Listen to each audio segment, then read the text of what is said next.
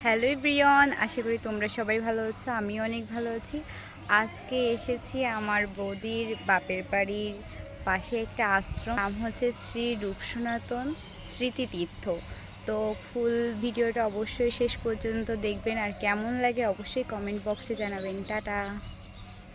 আমরা সকাল সকাল বেরিয়ে পড়ি সেবা নেওয়ার জন্য আশ্রমের দিকে।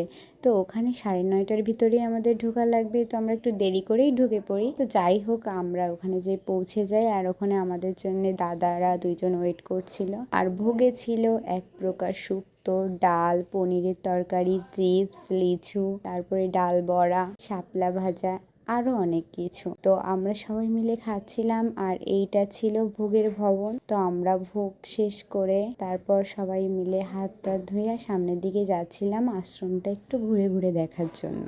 আঞ্চলিক ভাষায় সবাই এই আশ্রমটাকে বলে থাকে রামসরা আশ্রম।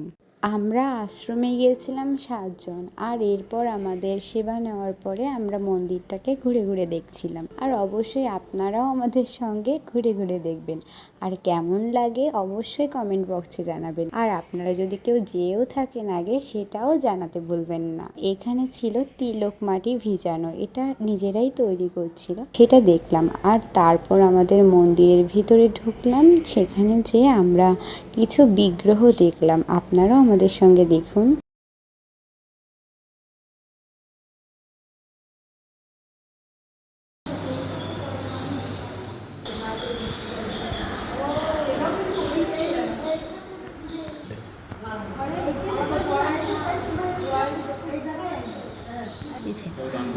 কবে মারা গেছে?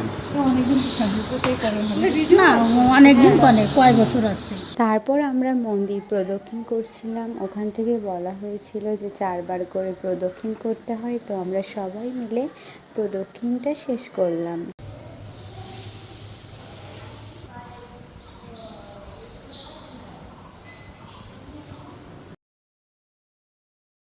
প্রদক্ষিণ শেষ করে আমরা সবাই বসেছিলাম একটুখানি গল্প করার জন্য। তারপর এক গুরুজির সঙ্গে দেখা হলো, সে আমাদের অনেক কিছু বলল।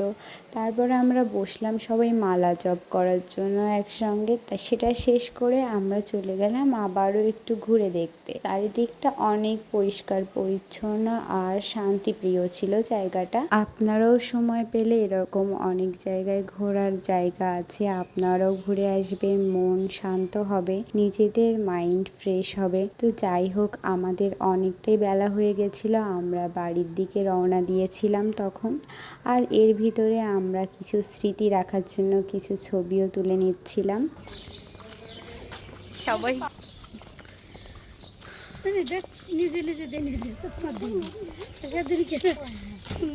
আমি গেলাম, কিন্তু তার মধ্যে দেখো কত ডিল। আর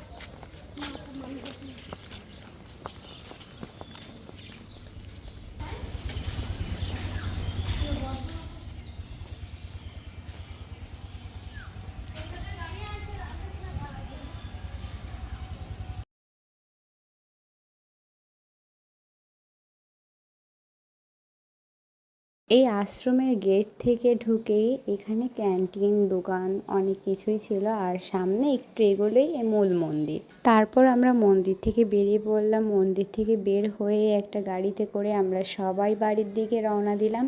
আর মন্দিরটা বাইরে থেকেও যতটা সুন্দর দেখতে, ভিতর থেকে তার থেকে বেশি সুন্দর দেখতে। আর চারপাশের পরিবেশের কথা কি আর বলবো। ভিডিওটা শেষ পর্যন্ত দেখার জন্য অসংখ্য ধন্যবাদ আপনাদের।